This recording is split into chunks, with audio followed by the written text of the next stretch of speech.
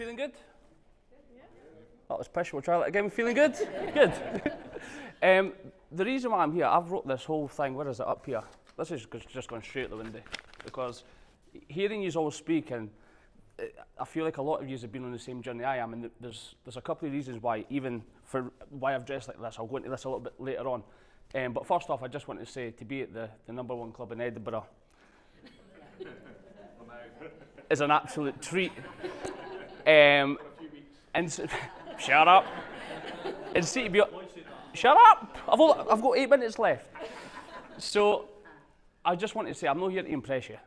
I just want to be here to connect with you. And I feel like, listen, I've not got the best story in the world, but I feel I've got a story that I can maybe share. So going right back, I've always been for Leaf, just a wee gadget, lived at Academy Park my whole life, and went to Leaf Academy, went to Leaf Primary, and I went to Stanwell Nursery.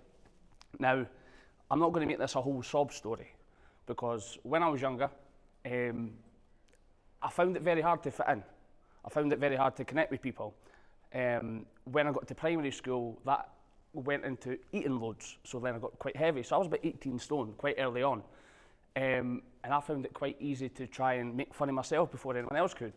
Now, a lot of the kids at school, I don't know about still this age, but a lot of people are into football. I was never into football, never into rugby, never into anything physical, because I was a bit of like a, can't swear, can you? Bit of a scaredy cat. So I took up snooker, and I got very good at snooker, ended up playing for Scotland at snooker, but that wasn't one of the cool things that he's done. That wasn't, in fact, nobody else in my school played snooker, so I was kind of always a bit of a loner, no brothers or sisters or anything like that. And the reason why I'm telling you this is because it's like, you all have an individual path. You all have something that you can offer to people, and for me, I'd done this course a few months ago actually, and one of the things the guy had said to me, he says, what do you wish you had when you were a bit younger? And he went into sort of family and school, and I thought, do you know what? One thing, I just want to feel included, that's it. And I've never really felt that. And again, it's not a sob story, this is a good thing. I've never really felt included. I've always kind of felt, you know, if everyone's going this way, I'm going to maybe go this way a little bit. And that's not wrong. If that's what your instinct's telling you. So he said, well, if you've never felt included, what do you do as a job? And I went, I'm a singer, I'm a showman, I entertain people, I make people laugh, I make people smile. And he says, well, that's you including everyone. So I says, I'm assuming when you go on stage, you find it quite hard to come off stage because you're getting that feeling from Francis, you're getting that feeling from Craig, you're getting that feeling from people that like you, that make you feel accepted, I think. So I think that's why, because I only started singing, about 6 years ago. I was never a singer. I worked in, anybody know Tesco, Duke Street car park, the Tesco over there? Worked in there stacking shelves, and I could not ask somebody if they would like a bag. I could not ask anybody. So I was always on the shelves, then I got moved to the checkouts. And I was getting to about 17 or 18, and all I knew was snooker and Xbox and eating. Shut up.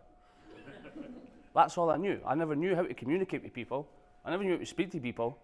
And I'm assuming that a lot of you are looking at me right now, or looked at my Facebook, or looked at what I do right now, must think, this guy's so confident. I'm probably one of the most insecure people here. I've been up since 4:30 this morning, dreading this moment to get up here, and I'm still shaking, but I'm calming down a bit now, because once you actually do it, and once you see the reason why I am here, because I'm thinking, this isn't for me, this is for somebody that might take one thing out of this little talk that just might be for 10 minutes, it would probably be half an hour.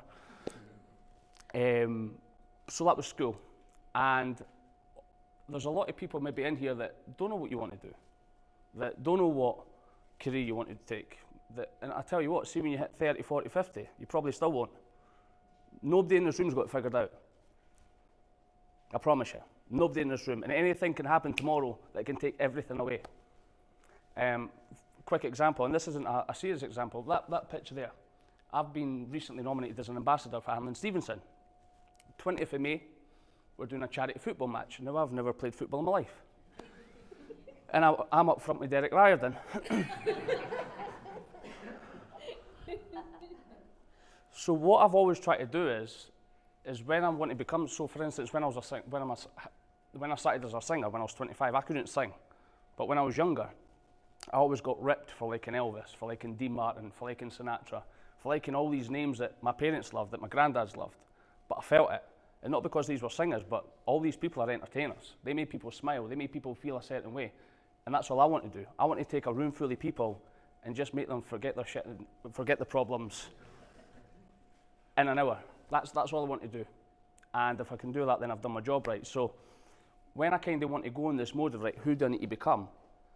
It sounds a bit cheesy, but this is so true, and I've done this my whole life because I've got 0 qualifications, dropped out of school when I was 16, took up carpentry and joinery, which was hopeless, and then left at 18 to work in Go and Tesco. And after that, became a car salesman, and that was an eye-opener, but that's probably one of the best things I've ever done. And there's a lot of people that say sales is bad. Sales is one of the best things you can ever do. And sales isn't speaking, sales is being able to listen to somebody and identify what they want before they tell you. And that's the same as being a showman. You know, I'm not assuming anything, but I'm assuming you might like a little bit older music, you know. You're not kind of into One Direction or, you know, I'm just taking a guess. Francis is obviously into Spice Girls. No, Callum Beattie. I like Callum. I like Callum. Callum's a good lad. And again, just another gadget that's done well for himself. So I think we just need to take a step back and say, look, there's 0 pressure, because who's like the young, I don't know, who's the young, what's the average age, well, for the kids? no, the adults. What age would, 16, 17, 8, 16. You could literally do nothing, sit and watch Netflix and eat pish for the next 10 years, and you could still be so successful. You'll be 26. That is still so young. You could be 36. Like, there's so many things that I watch, like Denzel Washington. Never had his first actual proper job at the age of 40. Or, you know, all these people that, you know, that Kentucky Fried Chicken guy, Colonel Parker, Sanders. Who's Colonel Parker? Well, that was Elvis's manager. Colonel Sanders, he opened up KFC at the age of 70. So I think we put, especially myself, you put a lot of pressure on trying to find, you know, I should be doing this, I should be married at 21, I should be, you know, have a career settled on a salary, and, you know, and I think a lot of people, you can't really assume this, but for me, I'm going to tell my story. So in October, November, I actually got diagnosed with ADHD. Like, officially. Like, I've always said, you know, everyone's always said to me, you've got traits of ADHD, and I've never really understood it. So the past couple of years, my mum kept sending me stuff, you know, 5 symptoms of ADHD on this TikTok and whatever. And I thought, well, that's me. And after like a year, I thought, this is like every week I'm getting videos now. From my mum, from my friends, from people, and I'm like, maybe I have got it. And I thought, do you know what, imagine I did.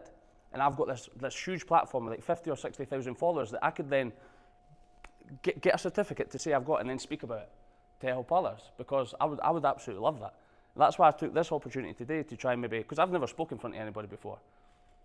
I'm not a very good speaker because I just ramble. So when I feel myself rambling, I normally have a little bit of music to fall back on and sing a wee song. The day I've got hee-haw to fall back on. And that was a turning point for me, because I really started to dive deep into, well, what is ADHD? What is it? And there might be some people that have got it here, I don't know. However, if you do find something that you actually love, you become hyper focused on that something. You know, there's a lot of people that think if you've got ADHD, you can't concentrate. Well, if you're talking about like geography and maths and all this stuff, like, I've got 0 interest. But if you talk to me about Elvis, or the history of the Crucible at the snooker, or anything like this, I'm into you 24 hours a day, listening, and I'll remember it. I'll remember every single bit. I don't know, who does something here that they love, genuinely love? Adults or kids? Does anybody do anything that love?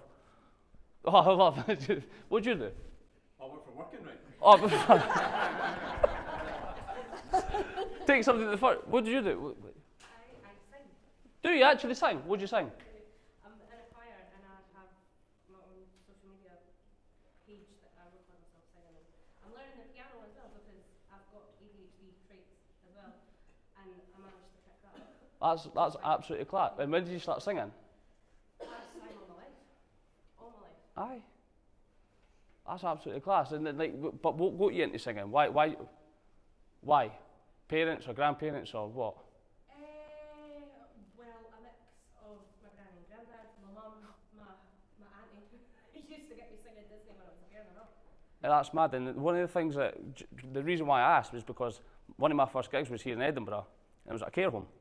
That's how I started to learn my songs, because I only knew 3 or 4 songs. So I had to develop an actual set list. Because starting at singing at the age of 25, I got called silly. I got called, you're never going to make it as, you know, whatever you want to be. Like I want my own show. I told people from the day I started singing, I want my own show in Vegas. I want to sing with Michael Bublé. I want to do this, and there's so many people that laughed. I've had my own show in Vegas at the Tropicana Hotel. I ended up singing with Bublé, and it's like, you need to be kind of scared to actually say these things and for people to laugh at you to make them happen. Because if you don't say it, like the only reason why I got this sort of gig today was I actually want to help people, and somebody overheard that in a conversation and were like, well, actually, this event's happening. Do you want to speak at it? And I was like, it's an absolute no-brainer. So I don't want to keep going on too much. I just want to say, like, stop putting like pressure on yourself, and like always give everything 100%. If you find something that you love, and that could be a job, a partner, it could be anything. If you find something that you love, just give it 110%, because you don't want to look back and say, do you know what? I gave it 60%, but see if I gave it 80, I could have done something. And it's like, I'll give you an example just now, like even at the front, just at the front, right? So I'm not putting pressure on anybody, right? High as you can, put your hand up. Higher. But actually the first time, put your hand up as high as you can, and everybody gave that little bit extra when you got told. So I'm going to close it with that. You've been absolutely fantastic today, and hopefully one of you have took something. So cheers, guys.